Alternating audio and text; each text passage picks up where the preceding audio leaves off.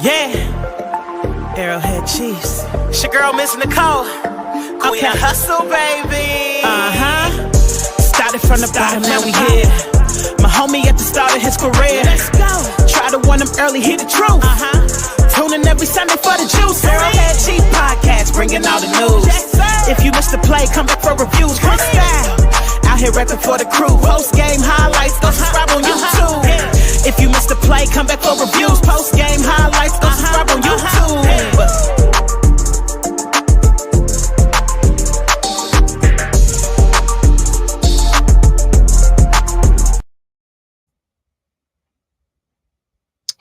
What's up, Chiefs Kingdom? You are tuned in to the Arrowhead Chief Podcast, episode 214, Road to a Three-Peat. We are here, people. The divisional round is set. We will be facing the Houston Texans on Saturday at 4:30 Eastern Standard Time. It's 1:30 out here in Vegas with me and Mark. But, it'll be this Saturday, and looking forward to the matchup and on the road to a three-peat, man. Mark, what's going on, man? You know, we right back at it again. It's funny though how some conversations come back around even past it themselves. We'll see in the playoffs, and here we are in the divisional, same four teams. That's the funny part about it, just different order. So let's get into it. Yeah, man, we definitely gonna break it down. But before we break that down, man, I do want to talk about. Hold on, let me do this. I do want to talk about the divisional round. I just want to do a little quick recap of what we saw this weekend, man. Some interesting things that happened over the weekend. Let's start with Saturday, and of course, it directly affects us because one of the teams we are facing. The Texans end up beating the Chargers 32-12. CJ Stroud had a decent game. Joe Mixon was pretty solid. Justin Herbert probably had one of his worst games of his career. Ladd McConkey had a pretty good game, but outside of that, and then the defense in the first half played pretty well for the Chargers, but kind of all fell apart in the second half of that in that game. And Justin Herbert throwing 4 interceptions is just unacceptable. That's just not good. I get it. He does not have a number one wide receiver per se, and their running game ultimately got shut down. Shout out to the Texans defense in the second half. Those defensive ends started getting after it, started getting at Herbert, and I think it did rattle him a little bit, where it forced him into making some bad throws and ultimately hurting them. They did at one point started swinging some momentum in the Chargers' way when the Houston Texans got up. I think it was 20. Was it like 20 to 6? It was like they went on a huge run. It was something crazy. But it was like they scored, so it was like 20-12. I think that was their last touchdown. That big bomb to Ladd McConkey, but then they blocked the punt. Ended up getting the 2. It was 23-12. That's what happened. They went on a 23-0 run. That's what happened. So it just got bad from there. It went downhill from there, and they couldn't fully recover from that. But shout out to the Texans for, you got to play all 4 quarters. You can't just go off of what you see in the first half, because if you went out the first half, it looked like the Chargers was about to just roll to a victory. But after that, it was just like all Texans. And like I said, shout out to the Texans. They will be coming to see us in Kansas City. How did you feel about this game? I mean, Texans home game. That's the way I pretty much had to overlook. That's why I said some teams, they thrive at home. And then for the most part, though, we were on to say the Chargers going to win this game. And I said the only way the Chargers do it, the Chargers, they got to make a point. They need to, especially in this year, I said they need to make sure get the monkey off their back to stop charging in the playoffs. And they did exactly that. They charged again. So that, I mean, new coach and everything, but still the same story continues. The Texans, they went on that run. They got hot in those last 2 minutes. Well, they got hot in those last 2 minutes. They scored 10 points with like a minute 58 or something like that. They caught all the momentum, and then the Chargers just never got back up. And even earlier in the game, there's a couple of key points and stuff. I think Stroud threw a turnover on their own side of the field, but then you can't give the ball back, and that was just you got to take advantage of that. That's points off the board. They were not converting those points. I mean, they got it early in the first quarter when they got rolling 6-0, but in the playoffs, you can't settle for threes. It just doesn't work. You got to get sixes. That's what just takes the air out of a team, and that's the difference. I mean, turnovers, and one team was getting touchdowns. The other key I said was they can't let Mixon get to 100. He pretty much wrapped it up in the fourth quarter by himself. You know, him just being him. That's why they went to go get him. Nico Collins was being Nico Collins. What was funny is like everybody was blowing up talking about Deontay Johnson, but make it to this week. I don't know whether to say tough break or what is going on, but at the end of the day, though. Well, not to cut you off. They did, not to cut you off, but with the Deontay Johnson situation, you know, and good job for the people on the sideline for not highlighting this, but supposedly he was being disgruntled on the sideline again. And they had to have Mixon and other players to calm him down because he wasn't getting the catches and stuff that he thought he deserved. I just want to understand where Deontay Johnson is, what he expects. Like, you're coming into new offenses, dog, that you weren't even a part of. You haven't built no chemistry. You didn't build no chemistry with Bryce Young. You didn't build no chemistry with Lamar Jackson, which was a great opportunity and a spot for you to just, get in where you fit in, bro. And possibly you can get another contract with the Ravens and come back next year. And then you go to the Texans, which thank God you go to another good situation where y'all, you're going to be needed. You're mad because you ain't getting no targets, bro. You don't know the offense. They don't know you. They still trying to figure out what they can use you at. And it's just, I don't know what Deontay Johnson thinks he is, but he's a good player, but you ain't that type of guy, man. Like that, we just got to get you some touches. Like you act like you Jamar Chase or Justin Jefferson or something. Like you good, but you ain't great. Like even look on the other side of it though. D-Hop only had like 1 or 2 in his first game and whatnot, but I mean that's typically what you expect. I mean, you just want to get familiar with the offense and then just be and either be a decoy or whatever it was. But he decoyed himself right off the team, which is crazy. It's just now. You think you're gonna get picked up by the Chiefs? No, we don't want you. You got a bad history, bro. What's gonna happen? What you think gonna happen over here? You think you're gonna get catches over Hollywood? You think you'll get catches over Xavier? D-Hop? Travis? Nah. You ain't going to get more catches over than Justin Watson. Or Juju. Or Rice when he comes back next year. I'm just saying, like, what do you expect that you was going to get? Like, bro, I don't know. You lucky you're going to get – I mean, somebody's going to sign you probably, but you lucky you're going to get a one. You better be on your best behavior next year, bro, because you burning too many bridges, man. You become a disgruntled player, man. They ain't going to sign you.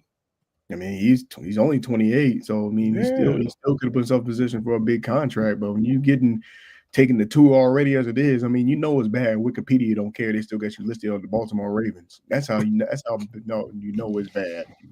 But he's got to pull it together. But shout out to the Texans for pulling that together and let that be a distraction. They took care of business. Defense stepped up, and they were that's been the talk about it. As far as over the last couple of days. But now you go. Good luck heading in the Arrowhead where it's supposed to be pretty cold.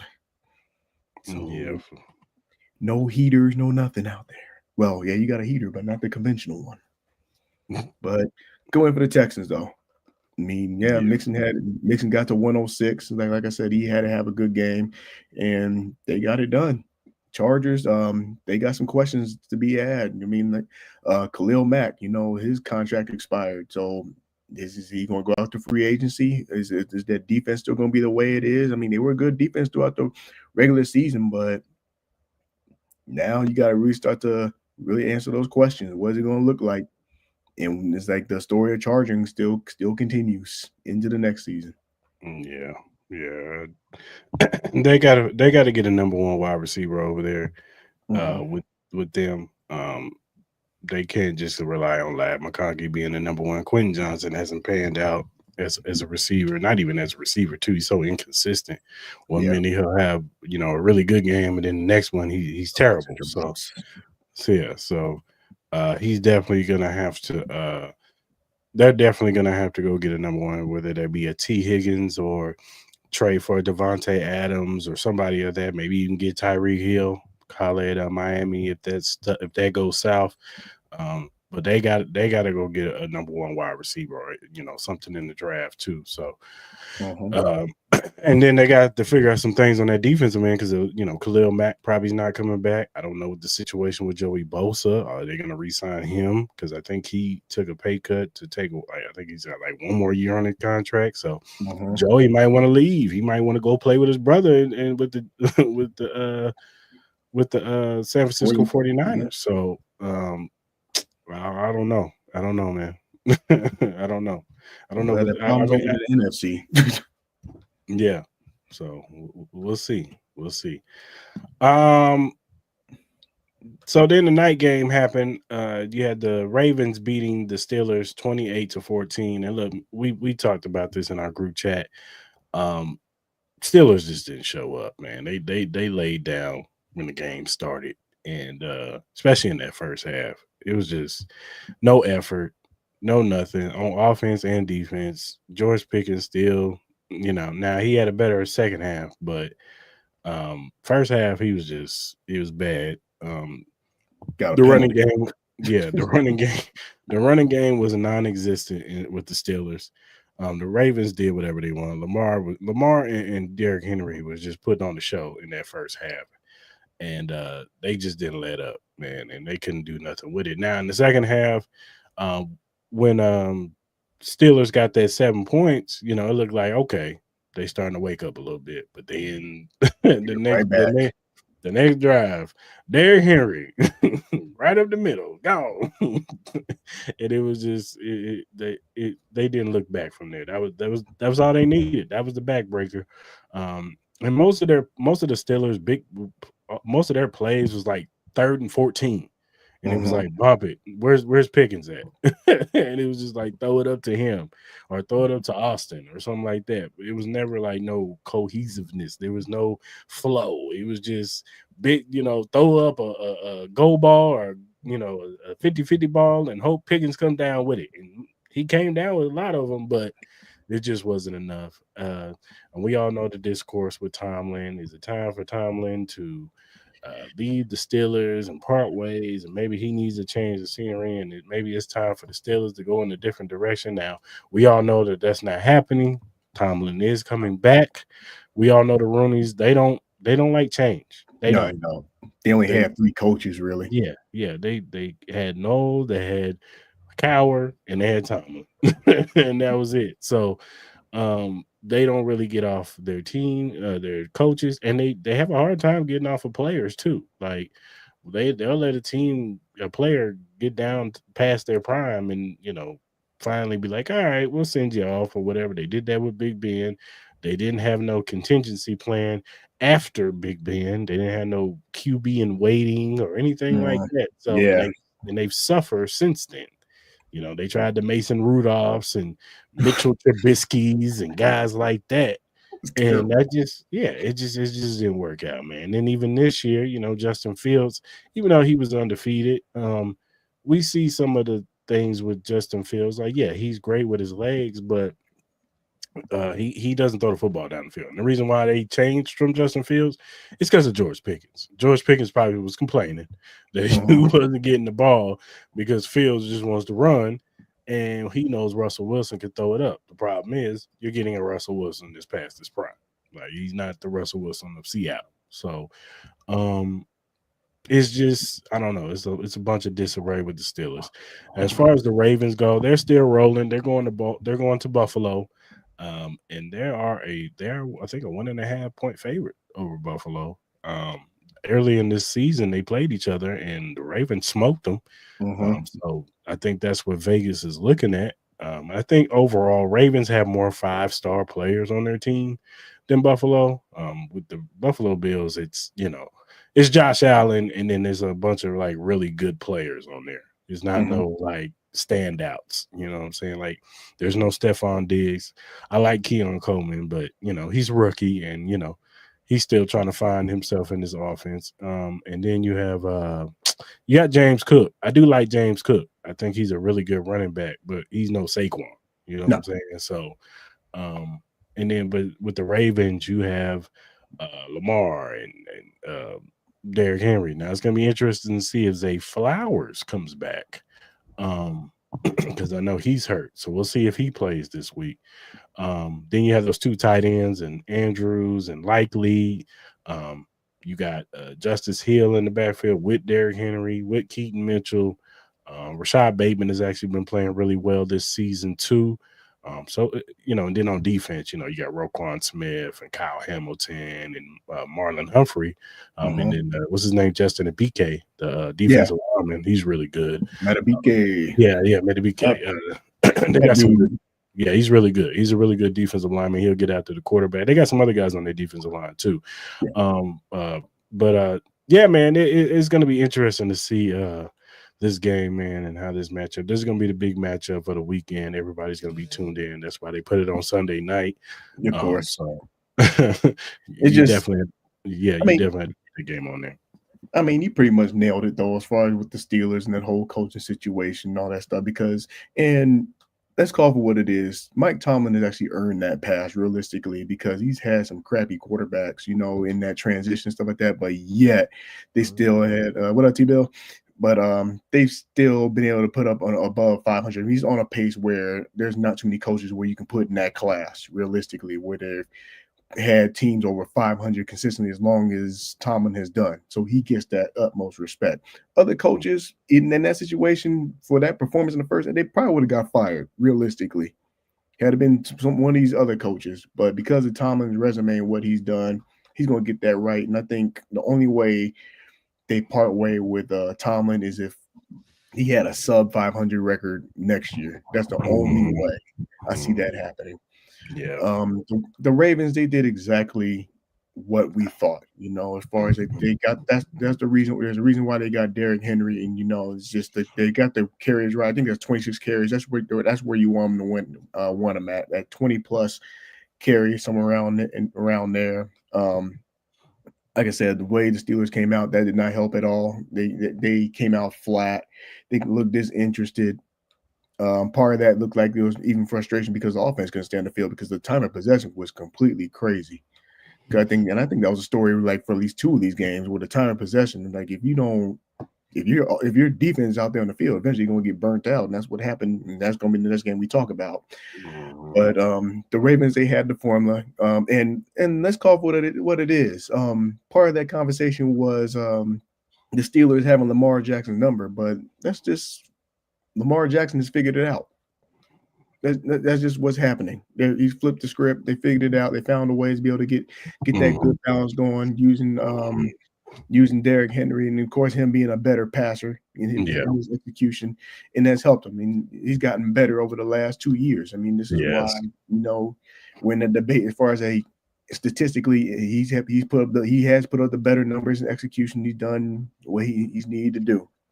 And even with the Ravens, as you're going forward to the Bills game, the plus side about the Ravens, I would say about this is because of the division that I believe more so equips them better than what the Bills does. I mean, the Bills, the Dolphins, the Jets, and who's the other team in the East?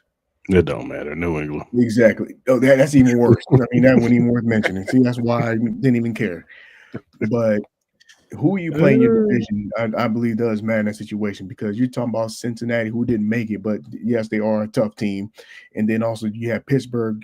They've always played tough. They always play close games, just not this time around. I mean, they weren't a pushover defense. That was probably the biggest shock about the defense of the way Steelers executing that first half. That just completely took them out. But going forward, though, I mean, how it looks going into the next game for the Ravens, I mean, it's going to be a dogfight. I personally think it's going to be like one of those quiet, try to figure it out first halves. And then second half, I expect fireworks to go off just simply because they're going to be going off with adrenaline, because it's going to be supposed to be like 8 degrees out there and it's nightfall. So shout out to the loyal fans out there. They're going to be sitting out there, because I wouldn't do it, but it's going to be a fun one watching, Lamar Jackson and Josh Allen go head to head. That's why I don't like the whole MVP thing not being announced until after the playoffs, stuff like that. I mean, they could make an argument, say whoever wins this game is going to be the MVP for all I care. Mm-hmm. I mean, if you want to go off a regular season resume and what I'm seeing, I personally give it to Lamar Jackson. Granted, people said the Bills didn't have a chance, and Josh Allen, the way he was able to execute, but Lamar Jackson has just done better. Not by much. Let's be real. Let's be real, Mark. The quarterback who wins this game, that's who they're giving the MVP to. Let's keep it real. Like, they can't fool me over there at the NFL, these voters and stuff. They try to act like it's a race. Because if it was a regular season award, they would have voted already. They would have said, what's the name of the MVP? By the time the divisional round, they would have announced who's the winner. This guy's the MVP. And I know a lot of people think, because the All Pros, and we'll talk about the All Pros in a minute, but Lamar Jackson was the first team All Pro, and usually the first team All Pro is the MVP because the same people who vote for All Pro are the same people who vote for MVP. So usually that indicates who's the MVP. But let's keep it real. If Lamar Jackson, let's just say Lamar Jackson, and there have been questions about Lamar Jackson, can he get it done in the playoffs? So let's say Lamar Jackson goes out there and he has a bad game in Buffalo, and Josh Allen balls out, I don't know, 270 to 300 some yards and 4 touchdowns. They're giving that award to Josh Allen. They're giving that award to Josh Allen. Yeah. I mean, in a sense, though, it's kind of, in a way, it's set up. Granted, Baltimore beat the brakes off of them. But because they have home field advantage, but it's going to be interesting because they got your boy Carl Sheffers over there. Yeah. Oh, yeah. Get ready for the questionable calls. So, like I said, if there was an over-under on late hits, I would probably say over on the 2.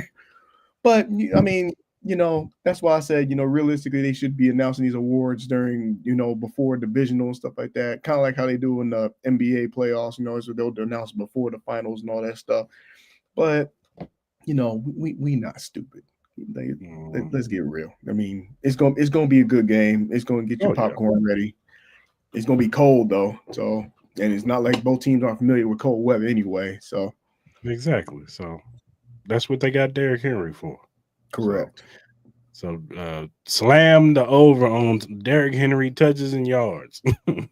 Yeah, it should be. If Baltimore is it should be a requirement for Derrick Henry to have at least 20 carries, point blank. Of course. Now, if he has anything less than that, I don't know what you're doing. They'll lose. I think they lose. If we look at this game and he got like 14 carries, they lost. They did not win. And even so, it's like even if it did, somebody got out to like a 14-0 lead and stuff like that. Both of these teams are more than capable of coming back because their secondaries aren't that great either. So I would give the slight edge to the Ravens. The Ravens have been playing a lot better. They have. They have, and the defense has been doing. They have been doing better. What it comes down to, as far as the not just the elements, but the Bills, they basically have home field. It's almost like Cincinnati for them all over again. The table's set. You got home field.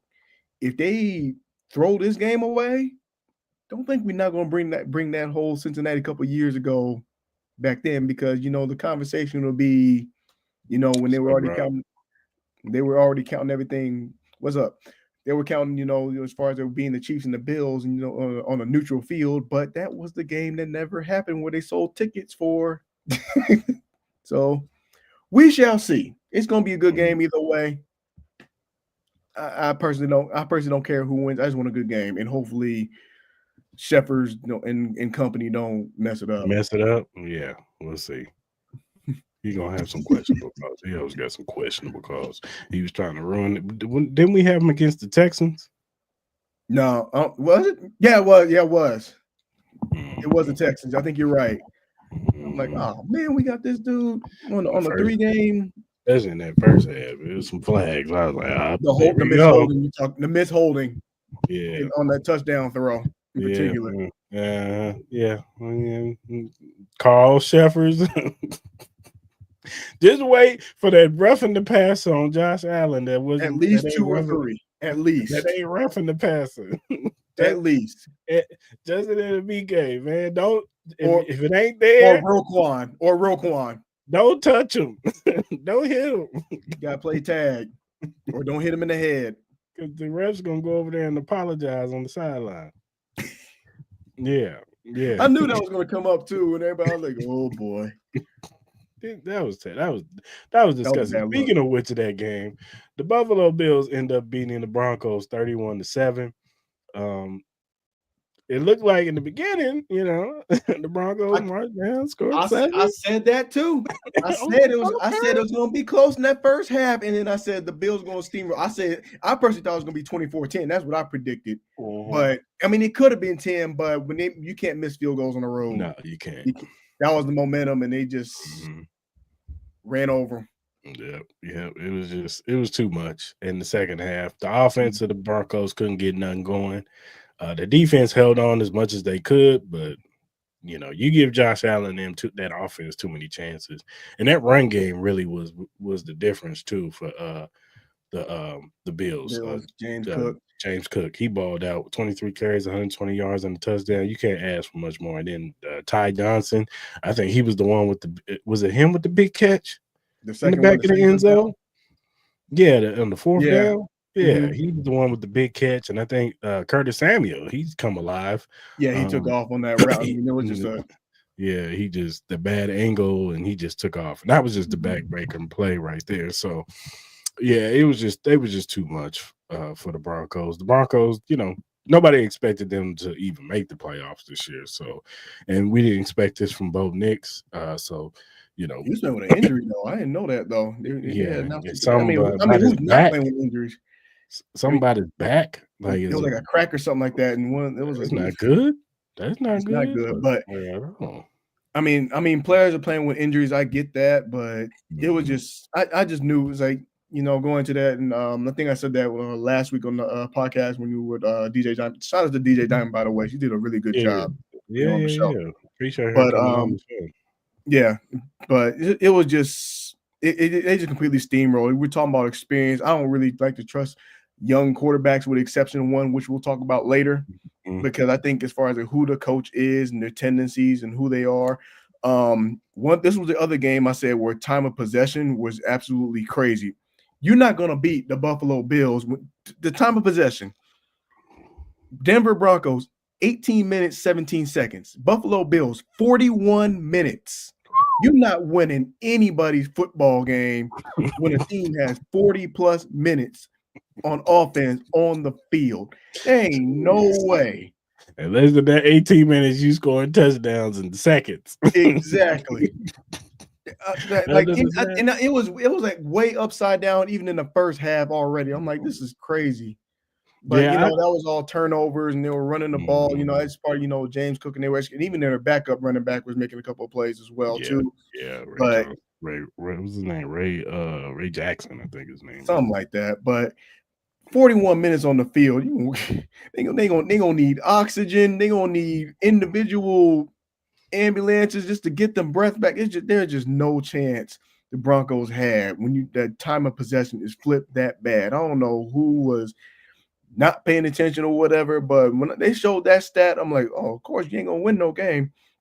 Even with the Baltimore game, same thing. Baltimore was on the field for 39 minutes to Pittsburgh's 20 because Pittsburgh couldn't stay on the field.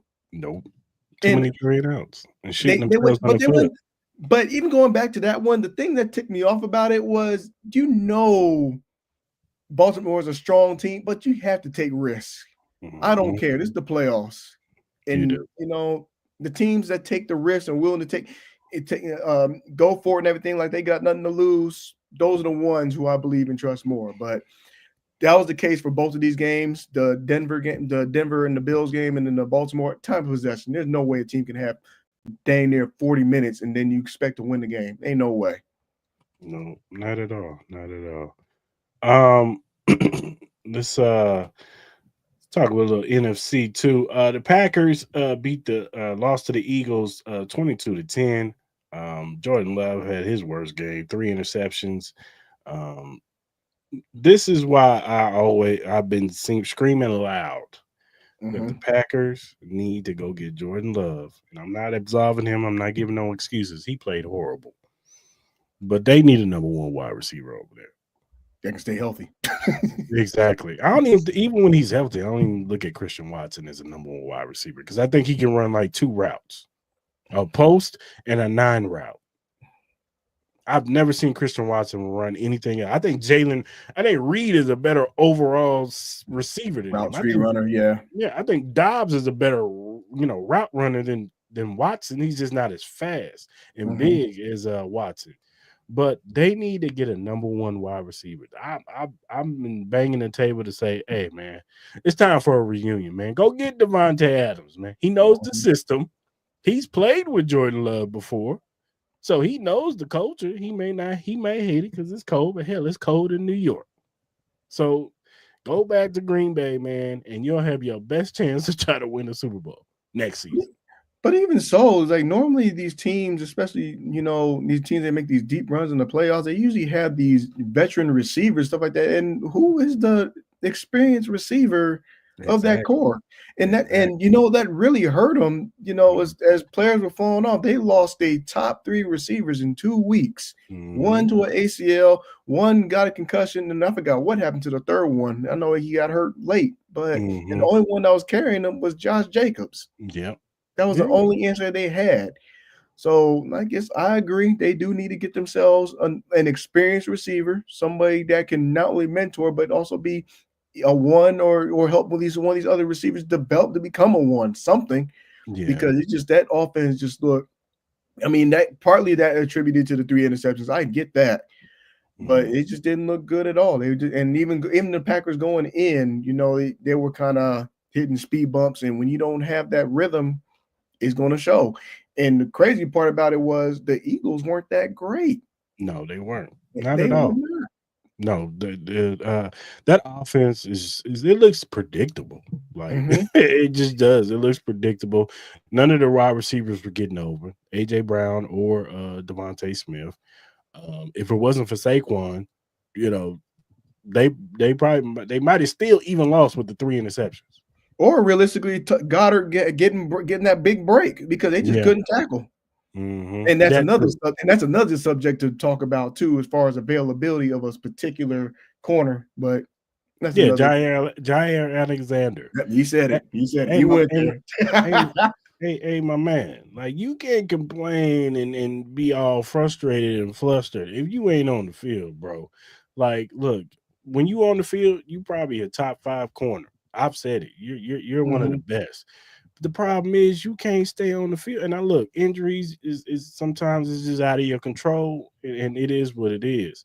But you can't be sitting at the locker room all frustrated talking about, oh well, I ain't got nothing to say. You shouldn't have nothing to say because you weren't on the field. Right. You weren't on the field to say anything. You was in street clothes watching the game like us. Probably got some parlays in.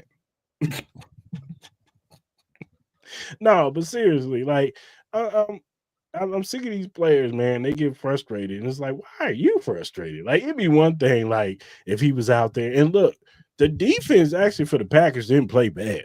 They did well. They actually did well. If you look at the stat line for Devontae Smith and AJ Brown, if anybody just looked at the stats, you would be like, well, damn, how the hell did the Packers do that? I mean, of course, you look at the 3 interceptions with Jordan Love, you'd be like, all right, that's how they lost.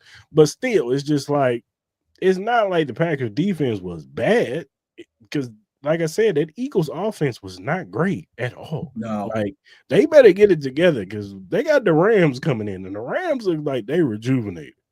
They look like they mean business. They did.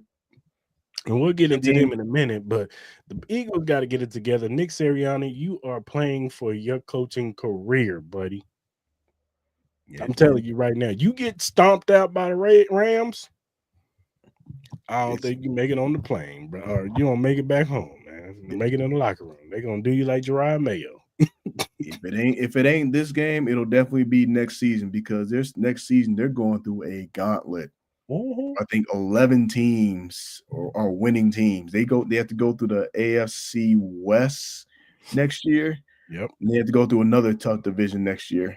They got their work cut out for them. Matter of fact, set them up with their first 9 with all them being winning records like they did the Chiefs. Let's see if they survive that. Mm-hmm. And if they don't, enough said. Yeah, and truth and even so, because and I heard this spoken about yesterday too as well. 2 of those games were blown when they blew it to the Falcons and they blew it to the Commanders. Yeah. So realistically, the Eagles were 14-3. They could have been 15-1, and they could have had home field advantage. Yeah, but situational calls is what cost them. And it was just absolutely. I mean, Saquon, he dropped the ball. I mean, even so, I don't think I would have called that. I wouldn't have called it either. I remember that. Oh, I remember that game. And then the play call where Devontae Smith dropped the ball. No, dude, Coach 30. Talking about Davis, mom. But like I said, there's so many. I mean, we can talk about the emotional highs and the emotional lows and all this other stuff. Part of that contributed. I personally think he's safe, but I think he won't be safe for long. I think I would say next year he would be out because next year is just absolutely brutal. I think Lori gives him a pass. Tammy, how you doing? Tammy, how you doing? Yeah, I can see that. I can see that he having a very short leash next year because they did go 14-3, and if they make it to the NFC Championship game, I think he'll be safe. But yeah, he better get it together. I'll tell you that much. Let's talk about the night game, Sunday night. Probably the best game of the week, wild card week. The Washington Commanders versus the Tampa Bay Buccaneers.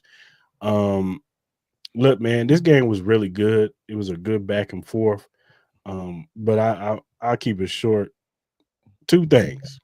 Jaden Daniels, that kid does not look like a rookie out there playing, dog. Like, that dude looks like a 5, 6, 7 year vet that just been in the game, and he just know. Like, there's no – and this is what you want in your quarterback, and this is what we saw in Patrick. Just the moment don't get too big for him, dog. He don't fold. He don't look like the lights are too bright for him. He just goes out there and goes about his business, man. And man, he did that. But I think the big turning point in this game was the fumble by Baker Mayfield. Yes, it was. Because if they march down on that play, I think they win this game. But you got to cap, but hey, that's football. And shout out to the Commanders. They capitalized on that turnover. And they end up kicking the game. It was a doink. And that kicker, man, he was nervous, but he kept revving his head. Like, dude, you ain't got no long hair. Why you keep revving your head? Man, I'm telling you, one of these kickers, if it's not, and I'm gonna go ahead and say it. In the next round, one of these kickers is gonna cost him the game.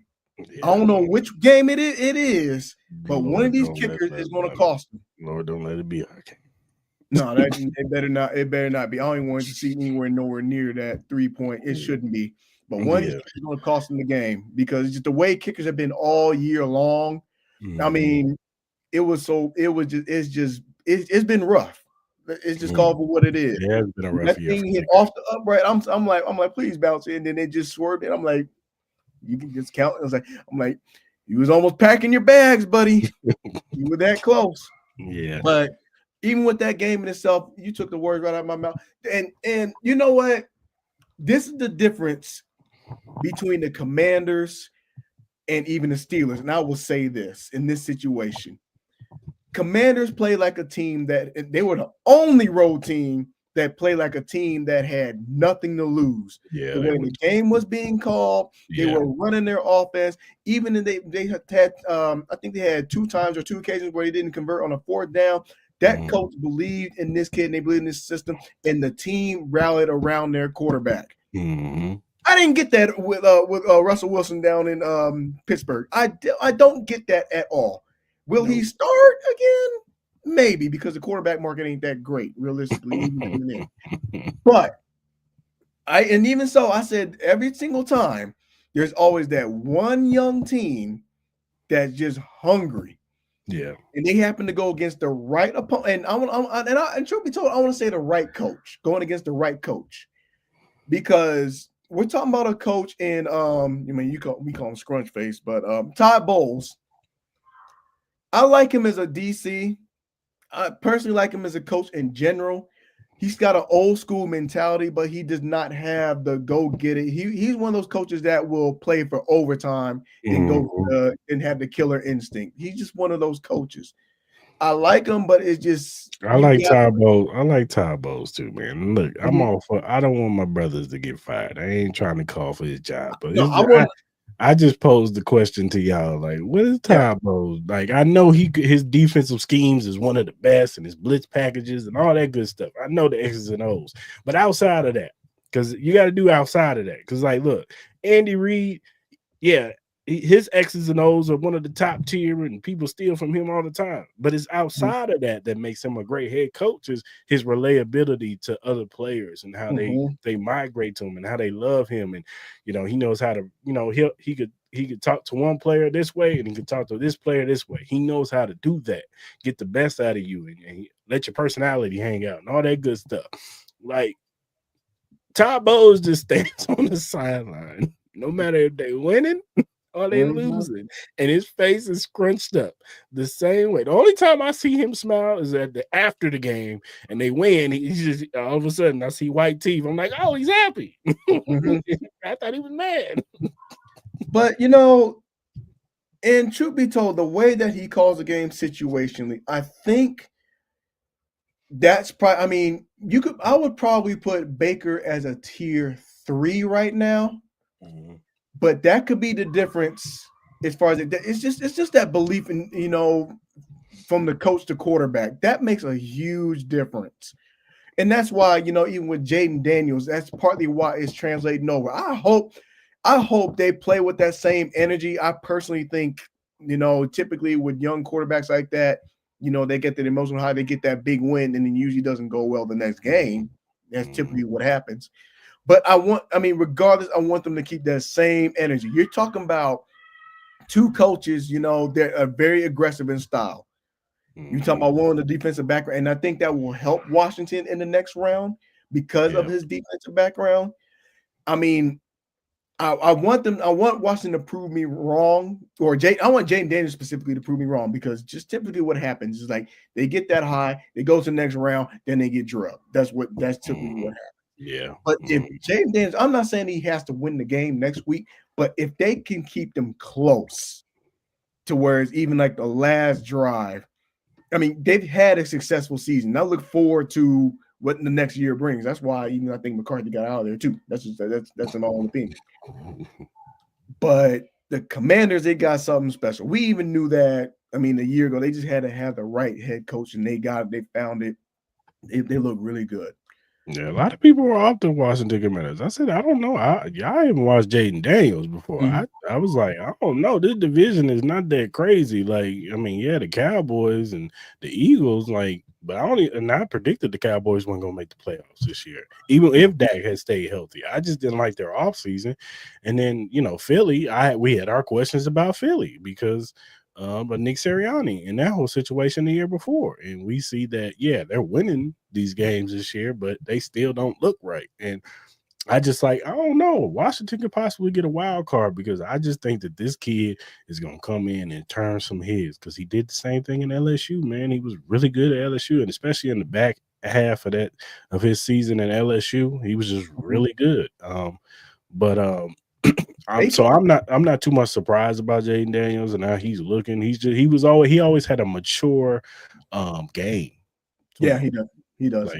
Like he's real calm, and not to get off on the tangent, but that's how I feel about Cam Ward and Shedeur Sanders. Like those guys in pressure situations, they don't look like the moment is too big for them. And that's what you want from your quarterback. Whereas not to pick on this guy, but let's just call a spade a spade. When you watch Will Levis, you look like the moment is too big for him and he throws a pick. I'm just calling what I see, man.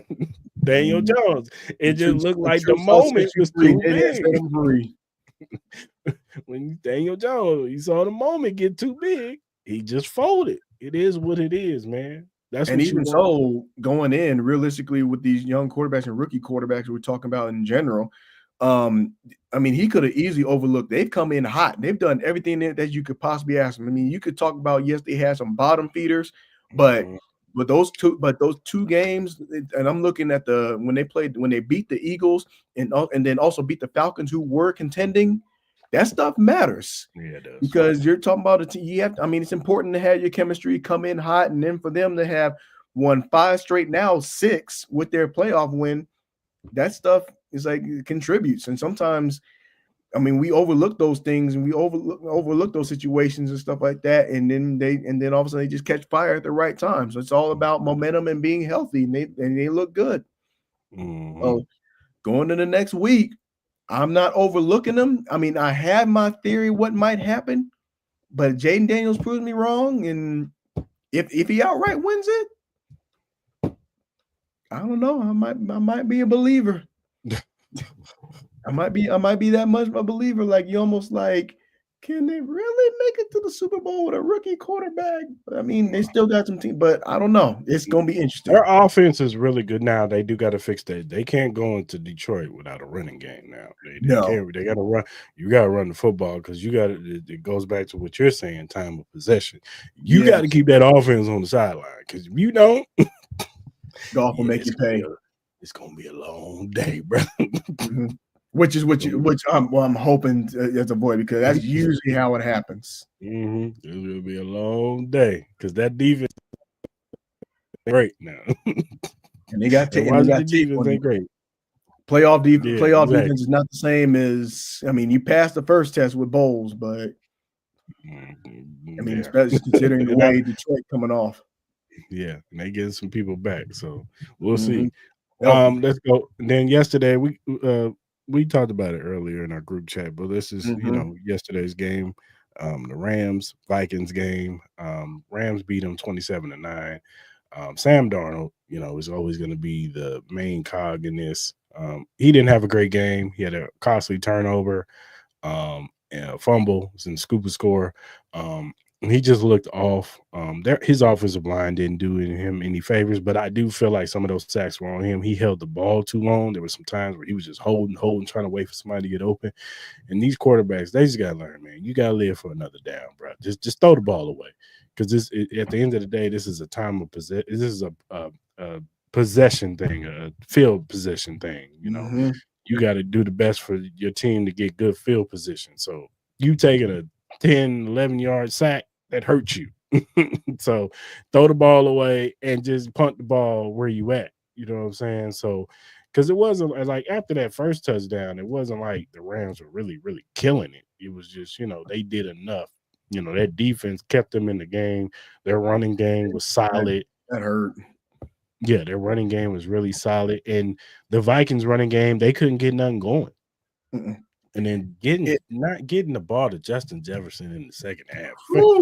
Kevin O'Connell, you supposed to be this offensive genius guy, and you can't figure out a way to get your best player. I guarantee you, Sean McVay figured out ways to get his best players the ball. So why can't you? And I get it. They take away, they double team, but you can figure out ways to get your best player the ball. And for him to only get 8 targets in a must-win game, that's terrible. I mean, McLaurin down in Washington got 10. That didn't make any sense. That's why I started looking at other receivers that, I'm like, there better not be another receiver that has, I'm like, this is unacceptable.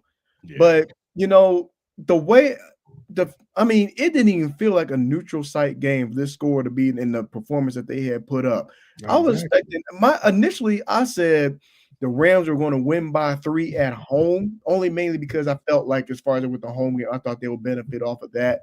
And the Vikings, they might come in a little bit more inspired. But even the other side of it, like I was concerned, was typically those hangovers. Sometimes those bad losses at the wrong time, they happen. I get it. But on a neutral field, it's neutral. I don't care how you slice it and dice it. For them to only put up 9 again, Justin Jefferson only have 8 touches or 8 targets in that situation. That's just not even playoff football. I mean, they got to read. I mean, even the route combinations. That's why the first thing I said, what routes are they dialing up? I mean, it just seemed like everything was even for like Addison and Naylor. Like, now I will grant it, what's his name did miss Naylor on a wide open pad. Like, he missed some guys too.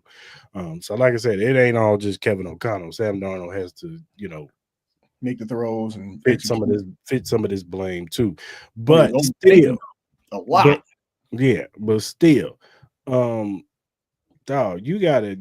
Where's the screen game, man? Aaron Jones, like, you see the running game, man, working. You see them blitzing. That's what they were doing. A lot of blitzing. Corners coming off the edge. Like, where's the blitz? I mean, where's the screen game, man? Out the backfield, boom, hit Cam Akers, boom, hit Aaron Jones. It was like McVay was just. It was like McVay was 2 steps ahead. That's just what it felt like. The entire game. I'm like, man. I'm like, there's days where you believe in the Rams, and there's other days where you like, I don't know. That's why, next week gonna be a question mark. I don't know which Rams team you're gonna get, but they just flat out own them. Yeah, so I mean, and the person that I think it hurts the most, it has to be Darnold. Yeah. I'm like, financial, especially financial. I'm like, he's gonna get paid next year. Then all of a sudden that happens. I'm like, who's next again? I thought with the game. Yeah, they did. That's what I thought too. I think that actually motivated them a lot more to play great. Was they had that situation. I think they came up a little fired up, especially when you watch the post game. A little fired up. Yeah. Poor choice of words. My apologies to the people out there. More hyped up. My bad. I apologize. But like you said pre-show though, if they make it to the next round, I'm gonna start looking at people a little strangely.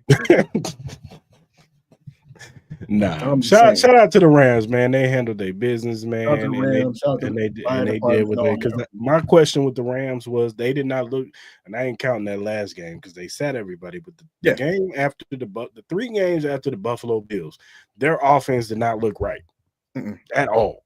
Like, the defense started playing good, so I wasn't surprised by the defensive performance because their defense actually has been playing really well. And shout out to the Rams for changing their philosophy because they went and bought all their players to go get that one Super Bowl that they got with Stafford when he first came over.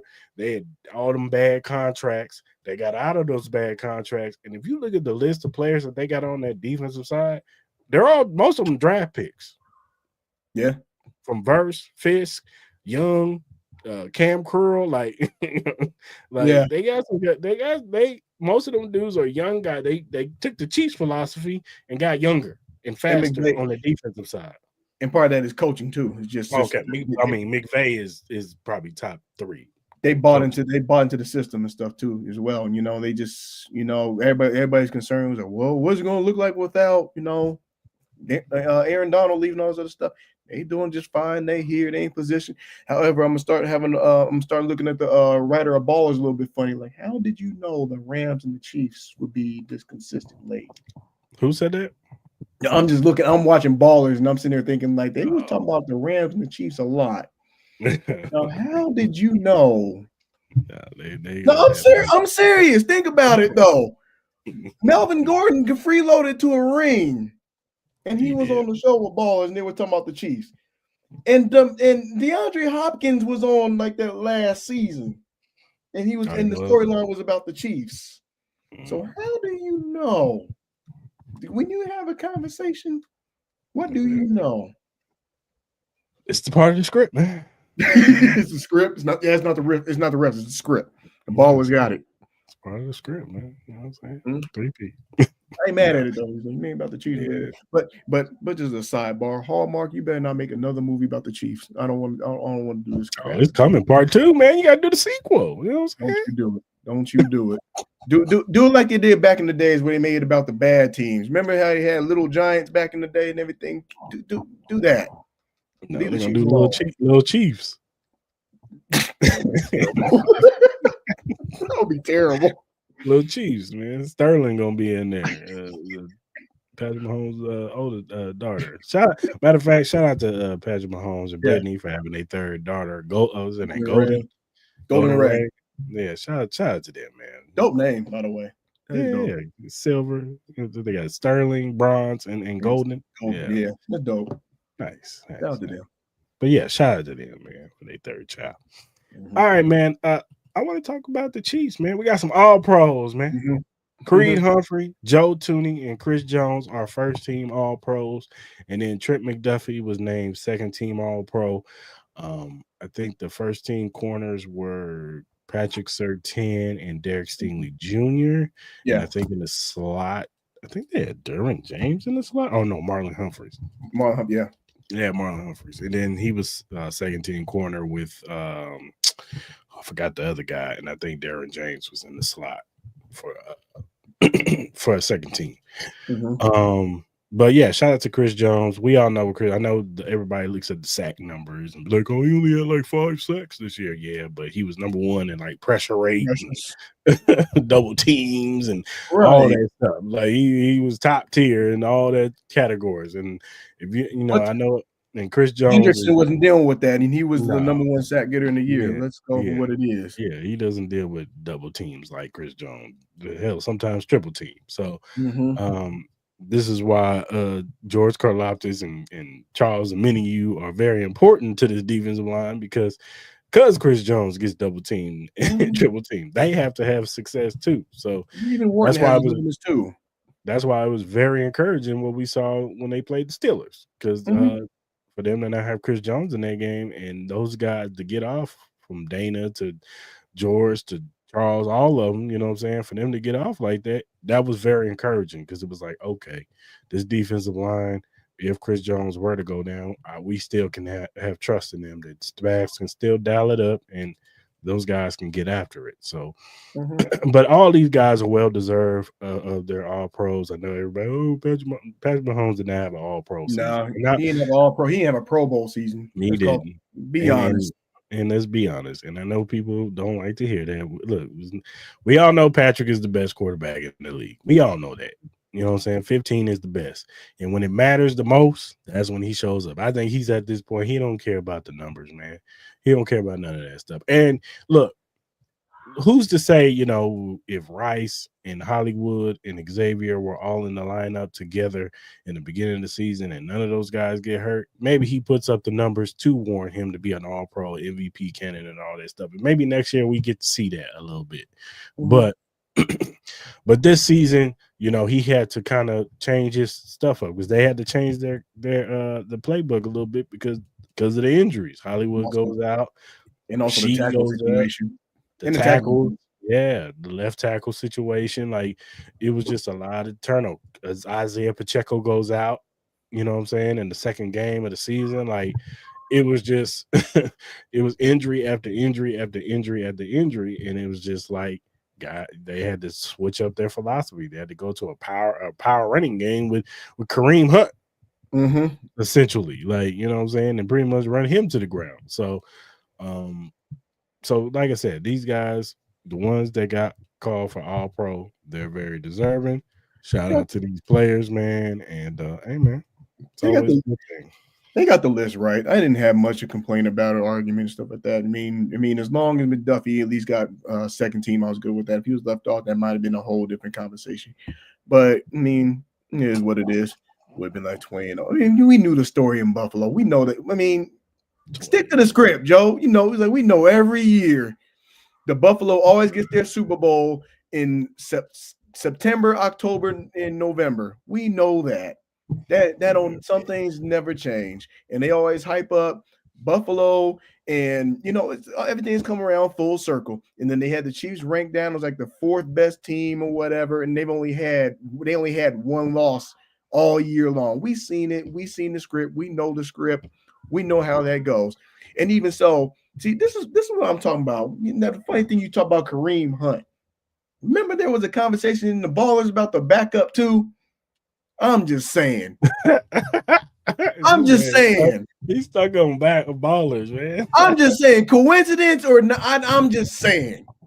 But shout out to Kareem Hunt though. Like I said, but even so, all the storylines are coming out and stuff like that as well too. I mean, the Chiefs are doing what they need to do. But even with Patrick, you know what, Joe? You stepping up your boundaries with this Watson talk. Like, stop it. That should be Worthy, not Watson. What Watson are you talking about? Justin, number 84, Mr. No, Post. the only Watson I want to talk about now is the one that's coming back. That's the only one that matters right now. I mean, he redeemed himself in, what was it, the Pittsburgh game? Yeah, I think it was. He did. Because he had that MVS moment the game before. I'm like, oh no. Wide open. He dropped the pass. Don't you do it. But I think even with this year too, we always talk about the Chiefs having to win a different way. Every single year, what that looks like, winning ugly, having to score this many points, not having to score this many points, going through the running backs. I think even so, I'm checking the numbers right now, but I think Pat's rushing numbers were up more this year than the other year. I think so. Because he was having to run quite a bit. But like I said, Jalen, that's what we talking about. That because we can't have Najee on the field, I don't think. And even going in the future, that might be questionable too, realistically. Shout out to Najee Johnson's mom. She watching, no disrespect. Yeah. I mean, I don't know. I mean, some players are good. But I think that his injury, he came off an ACL tear. It takes guys a year to get back up to speed. We'll see how he looks next year coming out that injury. But it's not even just that though, because I also think about situationals too, because Josh Williams was the same way too. Because granted, they had their starters even when they had Snead and stuff like that. Sometimes you gotta be in that right situation where you step up and you're in the right place, right time, and all that stuff. That might be the situation with both Najee and also even with Williams. That might be the situation. Who knows? I mean, we've seen it every year where in the playoffs, the next man up mentality, somebody shows up. The first run when they even back in like the 2020 run and everything, Damian Williams turned it up. That was the running back that everybody was turning up on. And then you had those back-to-back as far with Philly, all the rookies that were in that trade class, they stepped up. Last year, it was pretty much for the most part the defense, as a whole. The offense, we talk about the people that are gone and all that. Defenses and key players, they all stepped up. We've seen them make key plays.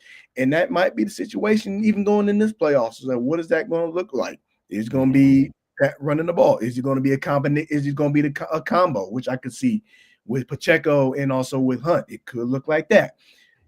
Even with some of the other questions that I had, like now that we have an understanding as far as with the picks and everything, as far as with D-Hop not playing the X amount of plays, his production is probably going to go up. Of course.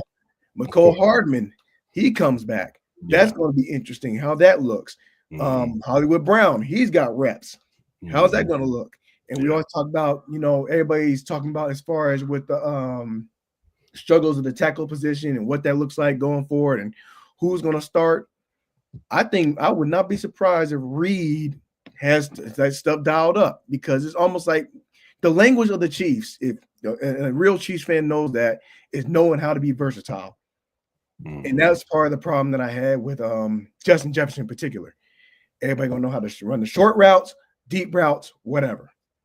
But I would not be surprised, despite the tackle situation, they dial up short passes. Unexpected things happen. Maybe Watson steps up. I don't know. It's going to be a small step, but it might happen. We ain't got to find out. Right. Because he should be wide receiver 6. Like, what are we doing here, man? That's why, even the conversation we talking about with all these other teams and how they in shape and what they've been doing all year, and with the Ravens having Derrick Henry and Josh Allen being Josh Allen, looking like all this stuff, and the Texans having a great defensive game. Ain't nobody talking about Jalen Watson coming back. Ain't nobody talking about the Chiefs finally being healthy because they've been playing since week 6. Ain't nobody talking about that. No, because they talking about, they're going to be rusty. I don't like this 3 weeks of rest. Well, I mean, yeah, of course, if it was a regular schedule, I get you. But these dudes didn't have a regular schedule. They beat up, they hurt, they tired. They need this rest. And I'm telling you, don't be surprised you see them flying around on Saturday. It might be the situation. That defense is flying around. That offense is looking super fast. All of a sudden, they like, oh, this is the Chiefs we wanted to see all season. Yeah. I would say this though. I would say this. You compare it to this coming game to the last game as far as some of the details and stuff like that. How even these receivers, I mean, granted, Tank Dell, I mean, it's good to see him. It was on the sidelines last week, so that's good. That was also a good thing to see. But some of those adjustments mean you don't have him on the field, but they will be much more aware of Dalton Schultz. I best believe that. With Jalen Watson back in the picture, that's going to take away some of the things that they were doing as well too. So I expect that area to improve. The only thing that's going to be slightly different is because they have Al-Shaair back because he was suspended. That's probably going to be the only wrinkle. But to counter that, this is why them having that much rest. Hollywood Brown's going to be on the field. I think that was his first game, his first return game. And sometimes you have that makes a difference. And then not having the restrictions. And then Kelsey, Kelsey's a different animal when it comes to the playoffs. So I expect him to be ready and charged up and ready to go. I expect a fun watch. I mean, last year when the Texans played the Ravens, they just got absolutely ran over. They did. But we're talking about another cold weather game, all those elements, home field, stuff like that. We're talking about experience and how that pans out. The Chiefs will be ready to go, despite what the naysayers are talking about, and rest and rust and all that stuff. I think they will be fine. Yeah, I trust Andy Reid. I trust Patrick and all those boys to be ready. Travis, you heard Travis on the Pat McAfee show. He's ready to go. I think this is much needed rest for him too. Ernest Tooney too in the line, in the interior line. We'll talk about. And we don't even know, as far as Will Tooney be playing, is that Will Humphrey start? That'll be obviously that's still up in the air. Jawan Taylor, and you under the microscope, buddy. Yeah. Well, the one thing I will say about Jawan Taylor, when it came to the playoffs last year, he stepped up. He played well. You didn't hear nothing about Jawan Taylor in the playoffs or in the Super Bowl. So, I'm not worried. But like I said, when it's playoff time, these boys just they know how to take their game to another level. We had our questions about Travis Kelce last year. Coming into the playoffs last year, and he elevated his game in the Buffalo game, and especially in that first half of the Ravens game. He looked like vintage Travis Kelce, and I expect the same thing. Now, the thing about this year that's different is that we might not need vintage Travis Kelce in this game because I expect Noah Gray, Hollywood Brown, Xavier Worthy, D-Hop. Like he's got a better supporting cast around him to where they don't. And then, Isaiah Pacheco, I expect Isaiah Pacheco to be a lot better with this rest. I think when he came back, he was still dealing with that leg, but I think he's going to be a lot better. Kareem Hunt, much needed rest. You're going to see him probably a little bit more juiced up. I think you get P. Ryan a lot more touches as far as catching out of the backfield. Don't be surprised if Samaje P. Ryan gets a big 50-yard catch out of the backfield for a touchdown or something like that. Like, I can see that. Like, I think this offense is going to be probably one of the better offenses that Pat has played with in the playoffs. Outside of the 2018, 2019 team, 2021 team, they just did what they wanted. It was just, they were a walking touch. They could score at any time in those years with Tyreek and Travis and Sammy. They was just like, whatever. You scored? So did we. And that's how they apply pressure on teams. They just outscore you. Whereas in this team is a little bit more methodical, but I do think that they're going to incorporate a lot of that stuff. Don't be surprised if Pat and Xavier or Pat and Hollywood hit on some of these deep shots in the playoffs, because they just tend to just snap out of whatever funk that they have in the regular season, and all of a sudden stuff is just clicking. You know what I'm saying? So, and I just expect, for things to watch for in this game I just expect everybody just to be on point, efficient, and all that stuff. Now, we can go to our biggest concerns is, of course, the left tackle. DJ Humphries Joe Tooney. And a lot of people, it's a mixed bag. If you look on X, Twitter timeline, or wherever you do your social media and watch Chiefs people talk, there's a crowd of people that say, let's play Joe Tooney.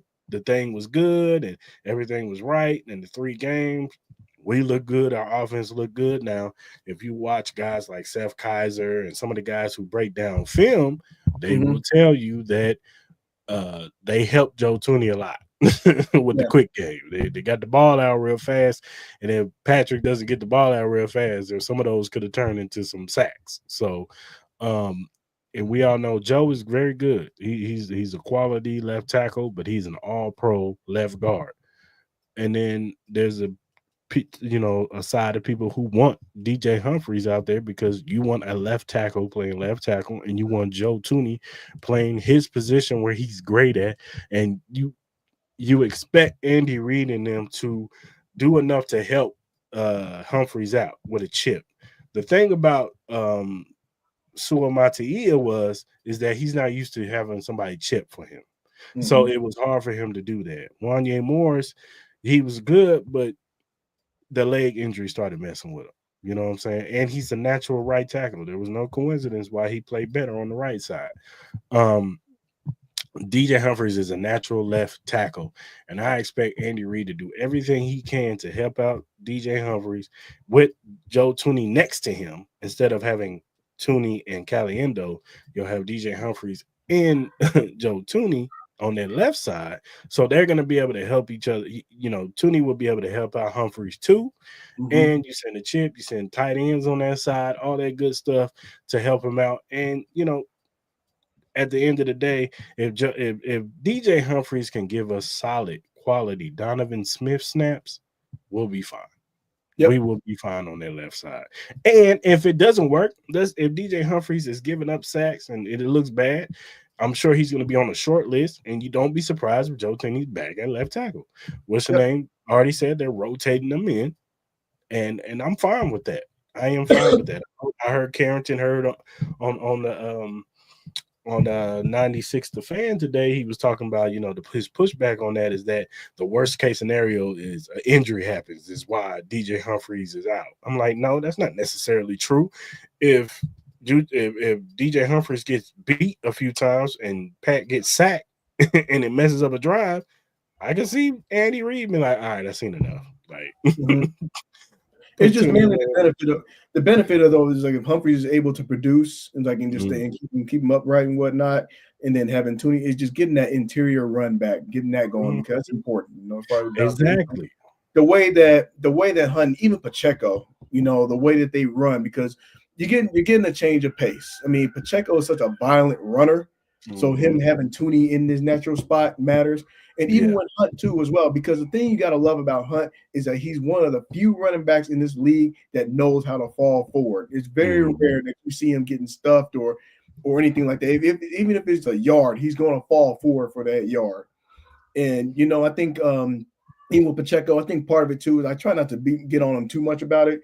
I think it was like a 4th and 1 situation. I think they changed it up and they put Hunt in that game. And he was getting more of the touches. You try and get more repetition. He was still coming off an injury and whatnot, but also you have to consider who was in their position as far as when it came to tackle. So you have to consider that as well. So I think they'll be fine in that regard. And even so, I'm not even going to say an individual player as far as you want to throw in the list of concerns or, something that was kind of like raising a red flag. It's third quarters. That was probably the only other thing that outside of the tackles that I had to be concerned, because you would see them come out flat. You would have moments where there was quite a few times where they had zeros on the board. Now they did well against Pittsburgh. That was a moment where they shined, where they had a good third quarter. Trying to remember the Texans. I think they did execute well in the third quarter of that game as well, too. And then obviously, the Denver game, they didn't have to play and whatnot.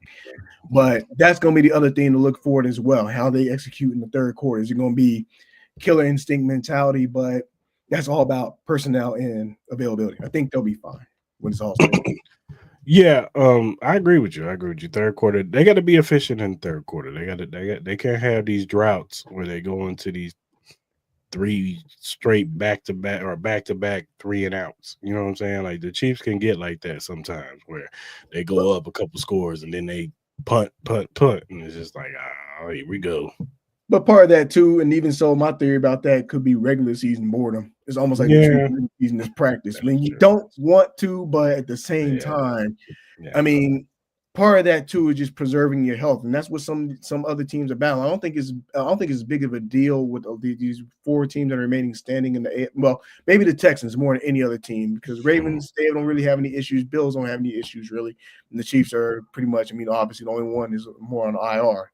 But I think that's just more so that's the game you want to play. You want to keep them healthy, preserve them, and now this is where you flip the switch and you pretty much everything on all hands on deck. Yeah, for sure. We about to find out. One thing, it's a little of a concern. I'm not gonna say it's a big concern. My little concern is Xavier Worthy this break, because he got rolling. Will this break kind of cool him off? Like, will he be able to, because this is his first playoffs. And I know he went to the playoffs, but he had like 1 game in college. But this is NFL. And everything is about momentum and going. And he hasn't played in 3 weeks. You know what I'm saying? He's never been in this spot before. So will it take some time for him to get going? Will the moment get too big for him? Will, he drop some passes? Like, I'm not hoping that he does this. I expect him to be ready, but I'm just saying this is just something to, just a little concern just to see, what I'm saying, how he perform in the playoffs. The optimism and all that stuff, but even so, it's like you almost want to say you have an answer to that, because that's what I felt Hollywood Brown can really contribute to that aspect of it as well, to what opens up. 84. On which team? Do they have an 84 on the Texans? But like I said, Hollywood Brown, I mean, when you have Hollywood Brown, D-Hop, and even Worthy, you can throw him in that category, and then obviously Kelsey as well. I mean, last year and even the year before that, it was more so, you have to double team somebody, and 9 times out of 10 it was Kelsey. It's hard to double team speed. It's hard to double team somebody, and when you got somebody, let me rewind that thought. It's hard to double team somebody when you have somebody that can pretty much run whatever combination they want to. You got one of the fastest receivers in the league. Then you got one that basically catches anything. That's tough to do. It's very tough. And then you might have a sleeper receiver who nobody's thinking about. Like you said, this could be where even Noah Gray comes to play. Like, you got to worry about him, but you forgot about him, and then you wonder why. I mean, it could be tough. I can see them trying to get Xavier going early, just so he can get going. Him, get all the receivers going. Like I can see Pat spreading it around. But I can see specifically they trying to get Xavier going early so he could be like, all right, this is the speed. This is the playoffs. Like, here we are. Let's get you going. You know what I'm saying? So this is something to watch for. You know what I'm saying? Yeah. Then there's gonna be a jet sweep somewhere in there too. What players are you watching for in this game?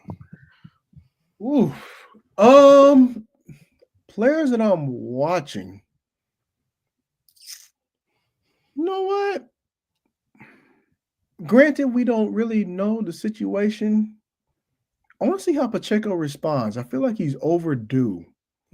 I really do. And, these weeks, him having time off and stuff like that, being able to recoup and stuff like that. I mean, he got a few games under his feet and whatnot. I mean, I'm not really too concerned as far as like with the wide receivers, because I think they're going to find a way to get whatever they want to. I mean, these receivers are capable of running any route, and we've seen, I think Worthy's field awareness has made him that much better. So that's why I even say with Pacheco, he's going to open things up to where they have balance. I mean, I think we're seeing a Chiefs team where it's not so pass. They're becoming a lot more methodical, especially in this year. And then with the addition of Mahomes able to recognize nothing there, maybe I could just take off. You don't want that with your star quarterback, but at the same time, they become more wise in those situations. So Pacheco on the offensive side of the ball is going to be one who I look at.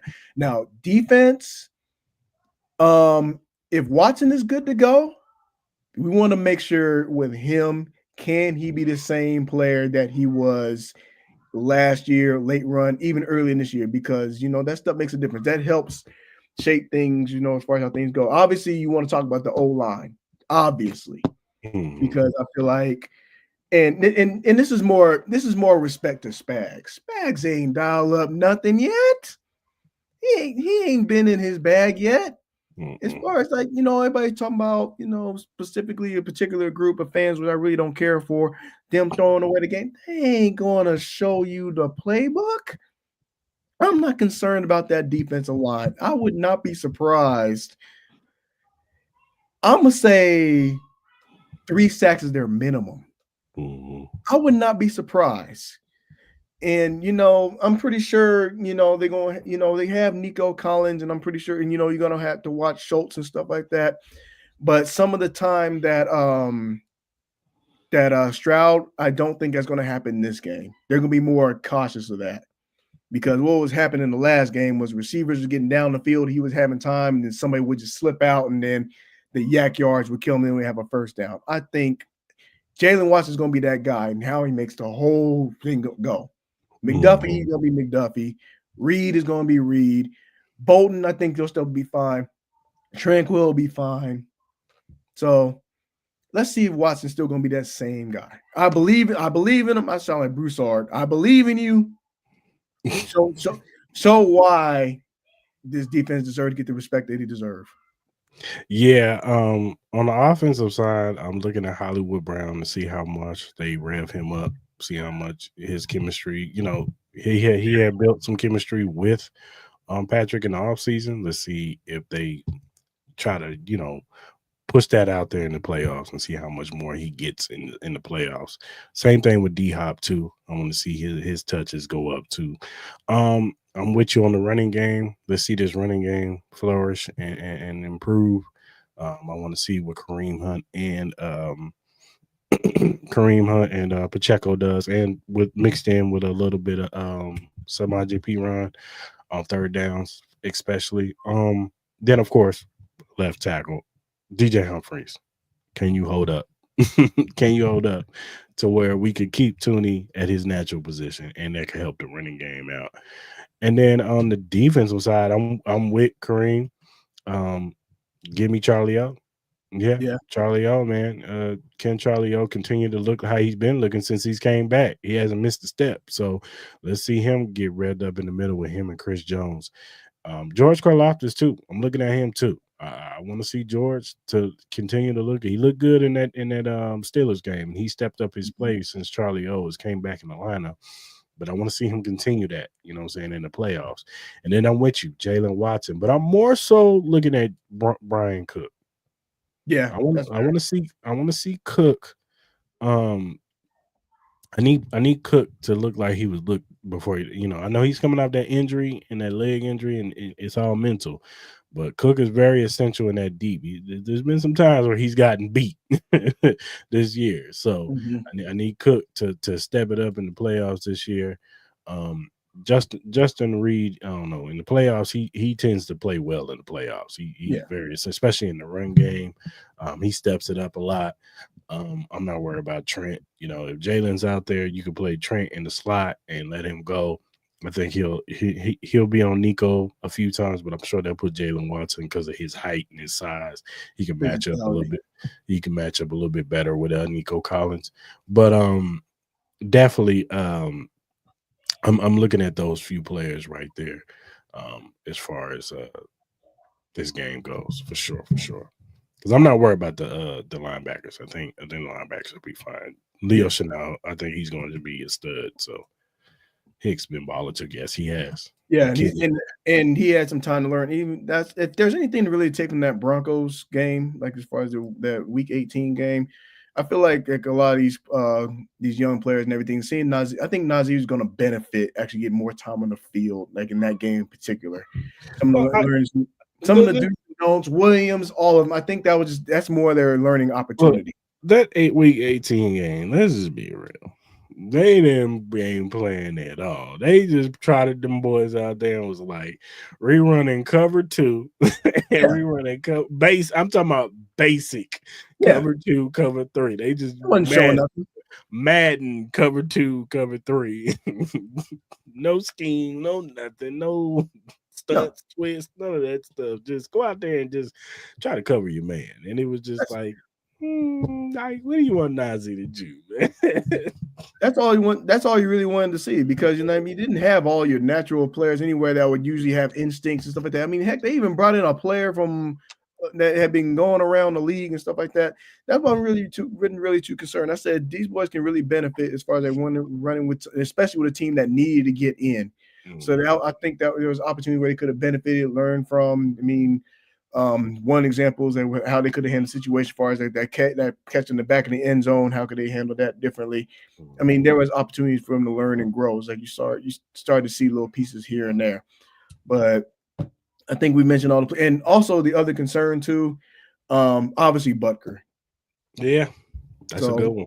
I mean, Butker is usually that guy, you know, especially in tight games, stuff like that. And he's been injury plagued. It's shown all year long. So you want to make sure that he's good to go. Obviously, these 20 some odd days will benefit him the most. I think. Yeah, I agree. It's important. Special teams is very important. You know, like I said, I mean, I ain't trying to say nothing, you know, as far as with kickers. That's just the reality of it. Kickers this year has been rough. Yeah. Do you keep Nico Remigio at kickoff in punt return? Or do you put McCole back there now that he's back? You want to keep. I wouldn't mind on kickoff both of them be back there. I mean, I prefer Remigio to get the ball mainly because of the reps and stuff like that, because you're going to need McCole in some of these key players. Like he can be a key player as far as when it comes to routes and stuff like that, and the different things he's able to run. Obviously, the Super Bowl is the proof. You know, Remigio, you want to see if you can get him in, and who knows? Like sometimes every year, there's always that one player that kind of comes out of nowhere and makes a key player, and he might be that guy. But you definitely want to be able to see that if you can get him on there, if he stays on that roster, you know, on special teams, I'll be good with that. Yeah. Because I thought he did. I mean, outside of the fumble, and I just think that was just a hell of a hit. That dude hit the hell out of Nico. It was a hell of a hit. But after he got hit, he went right back and and had a big run after that play. So you could tell he's resilient. But other than that, he's been really good on kickoff return and punt return to me. So sometimes all it takes, though, you get in the feel of the game, you know. Mm-hmm. I wouldn't mind keeping him back there, and you could always have Miko as insurance if he, you know, messes up a punt or miss up a field goal. I mean, a kickoff or whatever. So you could always have Miko as insurance. And then, like I said, you have them both back there on kickoff. Why not? You know what I'm saying? Instead of having Samaje P, even though P-Ron hasn't been bad at kickoff, but instead of having P-Ron back there, you have Nico, you have McCole back there. Now you got two guys that can break one. So I wouldn't mind having both of them back there. So, but you know, that's the roster stuff. So you got to figure that part out. All right, man. On offense, if the Chiefs want to win, what do they got to do? Not be one-dimensional. Let's call for what it is. That's the problem. That's the problem with some of these teams and why they get eliminated as it is. You know, as far as you can't be one-dimensional. You gotta. Time of possession obviously is the second biggest thing. Can't have. I mean, I don't expect their defense to be on the field all day long and stuff like that. But time of possession is definitely very critical. But they've got to make sure that there's good, healthy balance. Running the ball when they need to, passing the ball. Obviously, as far as situationals, the Chiefs have hands down been one of the best teams, and that's something that really is not accounted for when it comes to Pro Bowls and records and all that stuff and everything. They were 15-2, and a lot of it is because of how they were situational. One-score games. They were the one-score kings, for crying out loud. And part of it you could say was holding back. Some of it was just situationals and how they handled it. So it's just time. I mean, it's more so just time possession and keep them guessing. You know, it's like there'd be times, even sometimes like where you almost assured it's going to be a certain play, but then they do something completely different. I'm like, okay, so good to see something different a little bit. So I think they'll do that. They'll continue to do that. And they'll take care of business. Yeah, I agree. Balance attack, run the football. Run the football. Even if maybe it's not working, still keep them guessing. Keep running that ball. And Patrick just being efficient on third down. Continuing being efficient. He was the best third down quarterback all season. Continue to be that, man. On third down when we need it, get the ball to your playmakers, or you got to run. You know what I'm saying? Don't don't think about it. And I trust Pat. He's gonna lock in, but that's the thing. Just being efficient in time of possession and all that good stuff. None of these droughts where they go 3 and out. You know what I'm saying? Yeah. I don't want to see that. But yeah, just third down efficiency, running the football, keeping it balanced, and so they can open up the play action pass, and you got to watch out for Derek Stingley. Don't he's good. The kid is good, so you don't want to get him the ball. So don't force nothing in there. Get to your check downs and live to see another down if you have to. So, but yeah, efficiency. Defense. What does defense need to do? Keep Mixon on a tight leash. That's Mhm. one. In the trenches. Yeah. Secondary, they can hold. They can hold their own. But if you put the pressure on in the trenches and do not let Mixon get loose. So whoever is going to be on him, I don't know if it's going to be Tranquil. Little situation where you have a linebacker and a running back, do not let Mixon get loose. Mixon cannot have one. And they've been really good on as far as we're defending the run all year long. Still doesn't change. Yeah. Keep Mixon on a leash. Win the trenches. Get to the quarterback.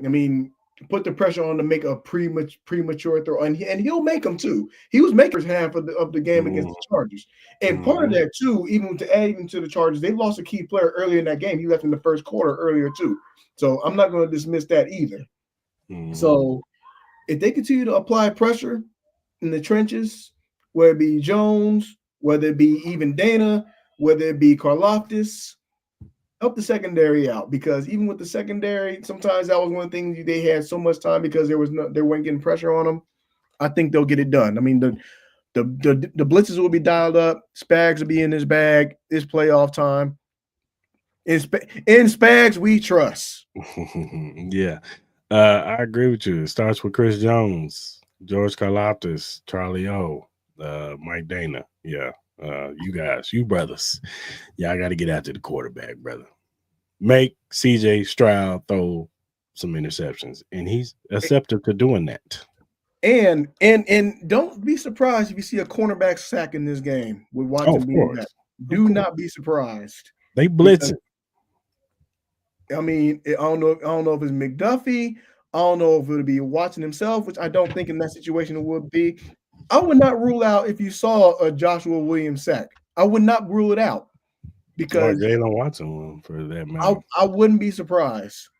And Spags, this year, his new wrinkle in this year is that he'll send the safety at him, but then on the other side, he's sending the corner. And he's done that. Reed is more than capable of getting there too. It's like he'll throw. I'm like, oh, he coming.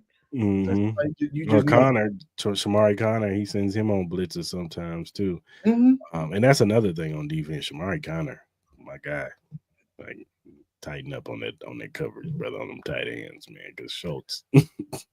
And hopefully with Jalen Watson back, they can get back to not putting him in those positions no more. Yeah. Because they was killing us on them tight ends, was killing us, boy. But that's the thing about it, though, is those receivers would drive them far, and then they would forget about the tight end. It would leak. It's like you wondering whose responsibility was that? Was it a linebacker supposed to be Schultz was killing in that last game we played with them. I remember, was it 3rd and like 20? They had 3rd and above 10 at least 5 times in that game. Because one thing about the Texans is that they are one of the worst teams in first and second down situations.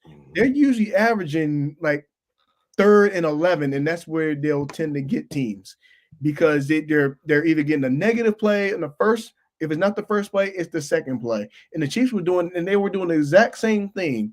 First down, maybe like a incomplete. Second down, maybe like a rush for a loss. And then the third down, everybody would drop in coverage, and then the tight end or the running back, would just leak. And then all of a sudden, there's 14 yards. That's what was happening. So I'm pretty sure there'll be a wrinkle or something to fix that. They're watching tape just like anybody else. They'll get it fixed. Yeah, for sure. All right, man. What is your score prediction, man? Well, you know how I feel about putting scores in the 30s. So it's gonna be a cold weather game. Did they say there's gonna be any wind in that game? That's the other factor too. I didn't know. I didn't look at the weather. Sometimes I do tend to look. I just know it's gonna be cold. I mean, it's an afternoon game, so we talking about, was it 3:30 their time? Mm-hmm. That's the start times. You're gonna have a little daylight going to nighttime. You know what? This could be a 27-10 kind of game. I could see the Texans having one of those very similar type of games like they did last year, where they were rolling in the first game, in the wild card game, and then just fall flat in the second, because you're dealing with another opponent, and you're talking about a defense that's better as well too. Mm-hmm. I mean, you're talking about. I mean, I'm not slighting the Chargers defense. It just kind of got caught in the onslaught in that situation. Also, where the location was, but I can't recall hearing Stroud play a good game in the cold. I don't know. I don't even know how he does realistically. Mm-hmm. I mean, I know he's one of the poised young QBs, but and he played 31-14. Yeah, I could see something like that. But like I said, you know how I feel about putting scores in the 30s, especially this year. I'm gonna go 27-10. Well, my brother, I'm going to gusto, man. I think this team is gonna be flying around. They got the much needed rest that they needed. These brothers been tired, man, and they showed it in the regular season. But I like what I saw in that Steelers game, and I think they're gonna build on that Steelers game. I got the Chiefs winning 35-20. Okay. Ain't gonna be no repeats of a couple years ago. They fell in that hole and all. Not this damn team. It better not be this damn team. That Houston team was. They keep showing that too. That's what be ticking me off. I'm like, dude, I don't need no reminders. And then I'm glad they put up 51. I remember that. But man, that messed up everybody. Everybody was mad, I think, in that first quarter, the way they came out. We showed up for this. Oh man, you want to talk about, man? I turned my phone off because I'll never forget that too. I'm like, I was like, are you serious? This is what y'all give us? This supposed to be the year, man. Hey, y'all give us this crap. And that was the year that was like the game before, where it's like when they snuck into that 2 seed. Mm-hmm. Like, okay, we got that home game. They should be riding high. And then all of a sudden, we looking at the score like, you about to get smoked. And then they punted, they kicked that field goal, and then they did the fake punt. And then that's when everything just turned. It was like, then we got that first touchdown. I was like, all right. And then we got the fumble on the kickoff. I was like, okay. Now we roll. That was game Sorensen made a play. Yeah, Sorensen. You know the Chiefs winning when Sorensen made a play. You know who caught the kick, right? I mean, did the fake punt, right? Justin Reed. Yeah, it was Justin Reed. He got tackled. But yeah, man. Once we got that, and then we just started scoring. Like it was the Travis Kelce and Patrick Mahomes show. After that, it was just like, I think Tyreek got one too, but it was the Travis Kelce and Patrick Mahomes show. It was just like up from there. And then even in the Titans game, they were behind every game. Yeah, the Titans game. Like, what is this? Derrick Henry got the touchdown, and then they kicked the field goal, and then Damian Williams got that touchdown, and I think, was it Travis? I think Travis got a touchdown too. I know. I think Tyreek got one, and then the Sammy Watkins dagger, Sammy Watkins. Huh? Yeah, that was when you had a Watkins sightings after like it hadn't been like since week 1, and then I know playoff Sammy was nice, man. We forget about playoff Sammy showed up. They were down every game. And then Pat, he made that long run that year, and then that was the run. That's right, the run, the touchdown run before the halftime. But the dagger was behind everything. I'm like, this must be the thing. They was behind every single game, including the Super Bowl, and then there was pivotal points. Obviously, Yeah, the dagger was the Patrick. He like got the ball. He went right. He went left. Like he was. Then he saw Watkins wide open. Boop. I was like, "Yep, we're going to the Super Bowl." And then even in the Super Bowl, man, we went down in there every game. I ain't gonna lie. It was 7 minutes left. I was like, "Yeah, we gonna lose to." In my mind, I'm like, at least we got there in my lifetime. Yeah, I can say that. Yeah, it was over, dog. And then when he said when they did the Wasp, I was like, "Okay, that's a good play." And then Travis scored. I said, "Okay, we still there." Then the defense showed up. I was like, "Okay." And then Jimmy G missed a wide open man. He did. He missed Emmanuel Sanders. That's right. And then we got the ball. That's why I say, with Chiefs, as Chiefs fans, you just take in that kind of stuff. You gotta think about it, where you came from, as far as it being a long time. I mean, I don't care if it's 2012 that season. I don't care if it's the years of Gerback and company. I don't care if it's the years of Castle. I don't care whatever it is. Just like you gotta remember that kind of stuff. I mean, that year. And we can talk about every single one. Every Super Bowl is special, as far as which one we like the most. We can talk about the first run about the 49ers. We can talk about the second run against the 49ers. We can even talk it just every year. But the beauty of it though is just this year, everybody just cannot stand the Chiefs. They're not supposed to be there. Every year is this year is supposed to beat the Chiefs. This is the year when Josh Allen overcomes. This is the year when the Bills are different. This is the year when the Ravens get it done. And it just doesn't happen. Same script. Speaking of those teams, what's your feelings in them other games, man? Like I said, I think I'm expecting fireworks in the Bills-Ravens game late. I think it's going to be 31-28, somewhere around there. The Eagles or Rams, I have no idea. I mean, the scary part about it is I don't know which Rams team is going to show up. Yeah. But you don't know what Eagles team is going to show up. I don't know. I'm taking Sean McVay over Nick Sirianni, dog.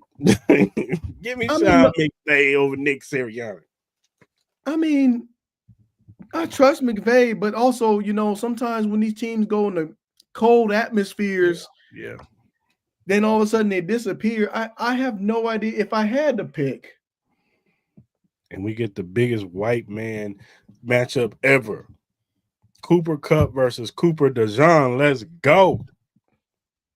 I think Saquon gets it done. I think he's the man of the match in that game. That's the only reason why I like the Eagles. I'm with you, Kareem. I'm with you. I got Lamar too in the AFC Championship game against the Chiefs. The only thing that scares me about that with Lamar, like I said, they're in Bills land. Granted, the Bills, we've seen them choke. We've seen it. The Ravens, they supposed to. They on paper, they're supposed to do it. But sometimes teams when teams and media, they get so caught up in what happened before. No different than how it is with the Chiefs and the Bills. Oh, it's the Bills' year. They did this and that and that and that and that to them. And then it's the same script. You still lose when it matters. That's the only thing that scares me about the Bills-Ravens. I don't know. If I had to pick, I would go Ravens. But as long as Sheffers that guy, Carl Sheffers, man. I gotta keep it real. Just that guy. It's gonna be a flag, dog. I'm telling you. If it's a late hit in the fourth quarter, I'm just going to just say the Bills need like 10 yards to get to the field goal range to win the game. Ooh. The only I want y'all to keep that. You non-Chiefs fans, I want y'all to keep that same energy for the Buffalo Bills. If the referees is the reason why they win the game, I would not be. That's all I'm saying. I would not be surprised. Just something about that game I just don't like. The Ravens should. They're supposed to. I just don't. Okay. Allen fumbles in return. I mean. See, that's the thing about it. He says Allen fumbles. Yeah, he fumbles, but then it's a rough in the pass. Or face mask, or a phantom face mask. Those are my favorite ones. Holding. Right. Or that's 25. What scares me about that game.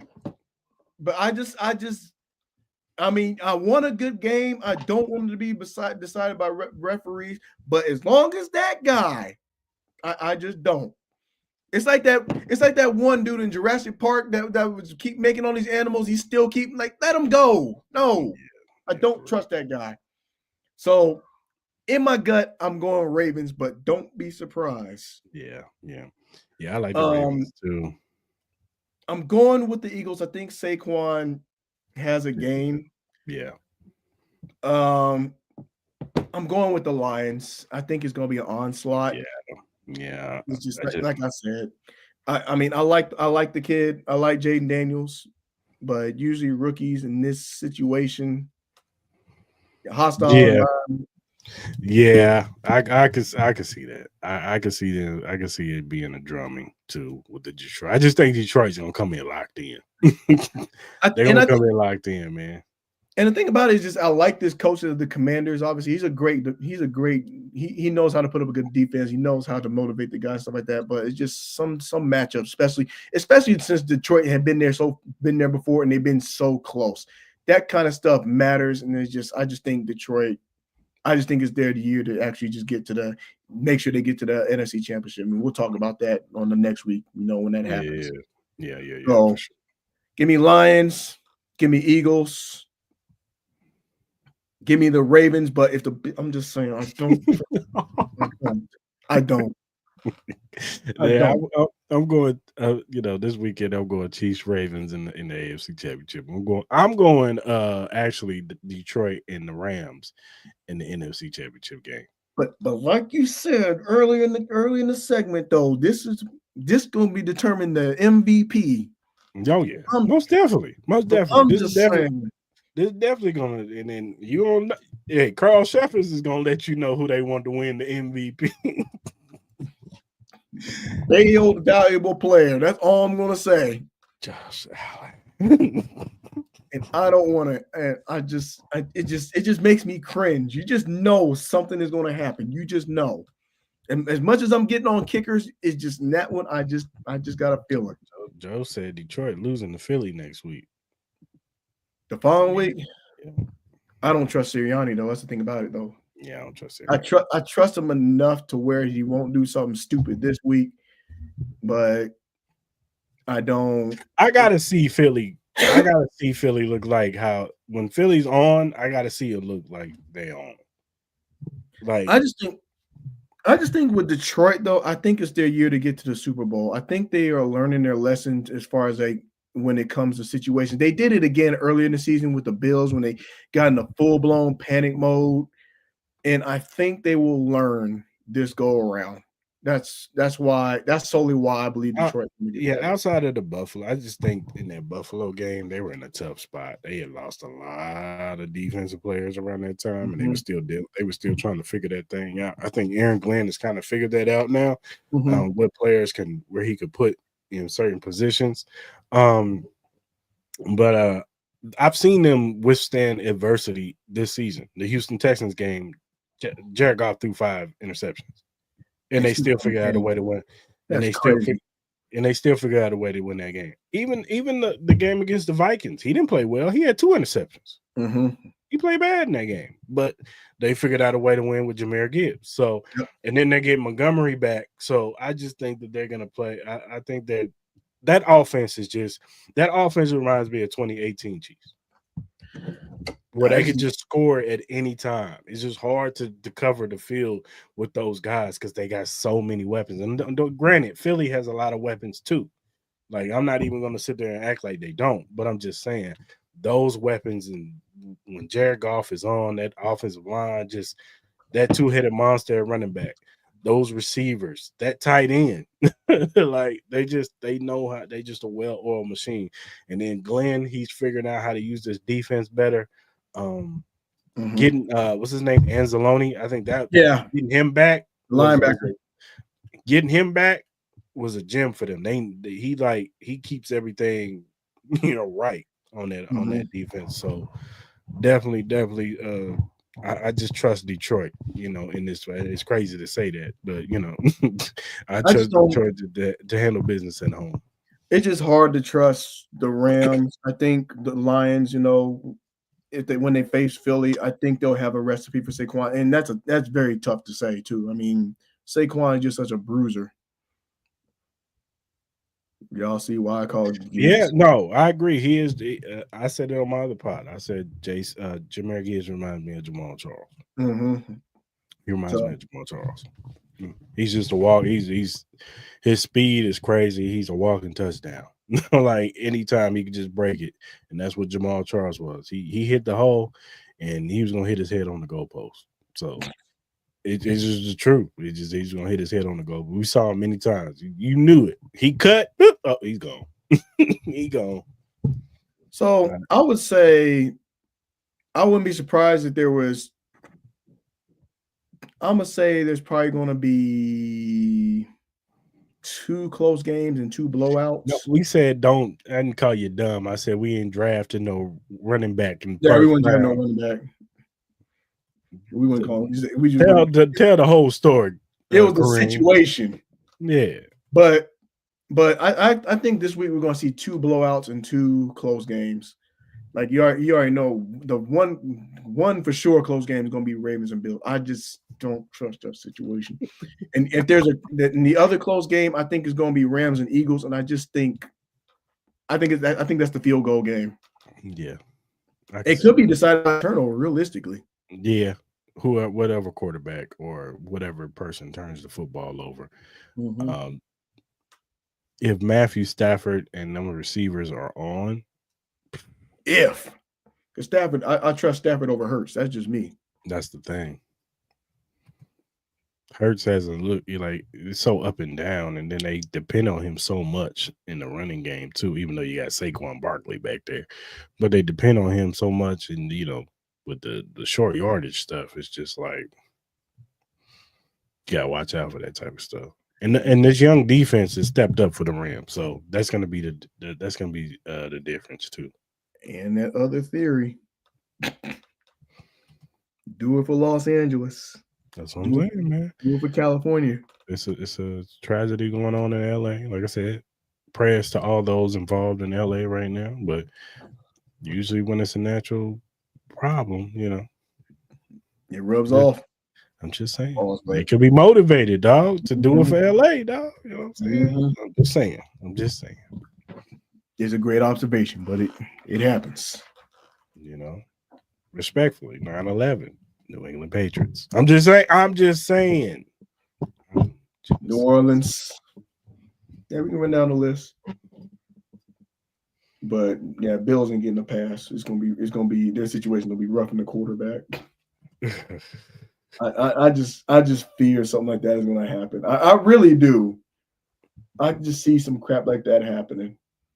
Like a roughing the quarterback, or even if it was a roughing, like some of these receiving, and I think some of these plays need to be reviewed too. And even in college, some of these roughing calls where they just one of those bang plays. I'm like, what are you supposed to do? Let them catch the ball? I'm like, isn't that the object? But I can see somebody running across the middle, and then game on the line. You think it's a fair hit, and then they call roughing. I can see that. Or hitting a defenseless receiver. Exactly. I hate that rule. Exactly. I hate that rule. Like, what do you want a defender to do? Like, oh, he ain't looking, so let me not hit him. That's why in the Arizona State and Texas game, I was almost sure they was going to call that, but then I said the targeting. Nah, they won't. Yeah, but then I said, you know what? Never mind. They want Texas. But it should have been, but they ain't want no scatterboo in the semifinals, man. They want to see no scatterboo, even though scatterboo is nice, but still, they want to see him. But that's just it. I just believe that it's going to be one of those. It's more like those roughing calls, and Josh Allen leads the league in that too. So all I'm going to, if you just see one big frown in the group chat, you know why. Yeah, I know.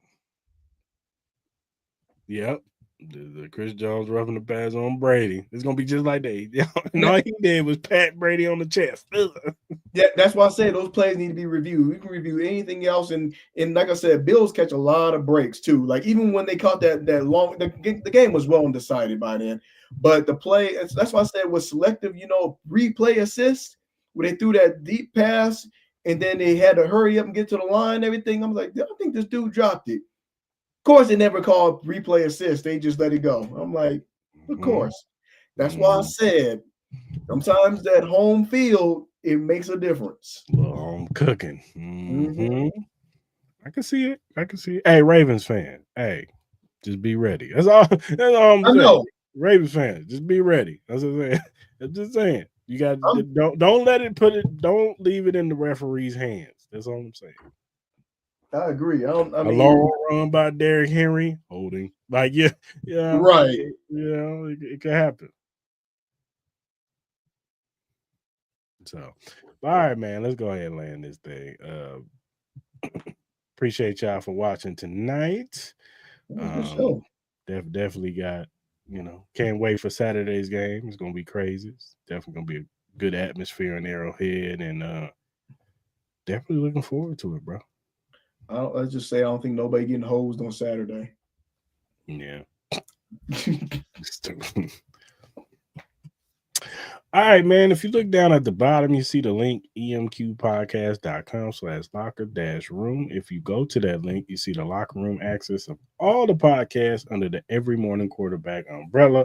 They have a Patriots one, a Bears one. They have a 49ers one. And they have ours, Arrowhead Chief Podcast. Click on the banner. You see all of our episodes from the recent to the past ones.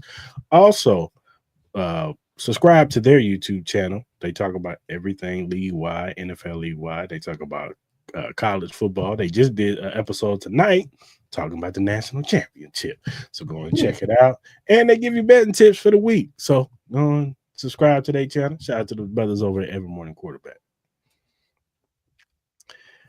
Whatever streaming platform you use, whether it be Spotify, Apple, Google, Amazon, iHeartRadio, whatever you use to listen to your podcast, the Arrowhead Chief Podcast is available. Also, if you're a first-time watcher on YouTube, hit that subscribe button, hit that like button, hit that notification button. So when we go live on Tuesdays, now we go live various different times because scheduling and all that stuff, but we do go live every Tuesdays, so you can jump in the live like Joe, like Brian did earlier, Miss Tammy, a few other people. They jump in the lives, they talk about these topics with us because we want to hear from y'all. We don't want to just be up here talking. We want to hear what y'all got to say. You know what I'm saying? So jump in the live with us, talk about these Chief topics or NFL topics with us, and man, subscribe to the channel. Shout out to T-Bill. And whatever social media platform you use, whether it be X, Instagram, Facebook, TikTok, Threads, Twitch, whatever you use to do your social media on, the Arrowhead Chief Podcast, just follow us at AH Chief Podcast. We will follow you back because we're not Hollywood. Joe, where you at, boy? Because you've been missing. You've been MIA, bro. Yeah, there you go. TikTok, keep it going. Yeah, TikTok, keep it going. But follow us, man. We'll follow you back. If you have critiques, feedback, if you have a topic or a question that you want us to bring up on the show that's Chiefs related or NFL related, and we like said topic or question, we'll bring it up. We'll shout you out because we want to show love to those who show love to us. So go ahead and follow us and hit us up via DMs, email, or our mentions, and we will get back to you as soon as we can. All right, good people, Chiefs Kingdom. Hope you guys have a good rest of your week. Hope you enjoy Saturday's game. We walk away with a dub, and we are on to our 7th straight AFC Championship game. How great it is to be a Chiefs fan. Bye, good people. Hope you have a good rest of your week. Be safe out there. We out.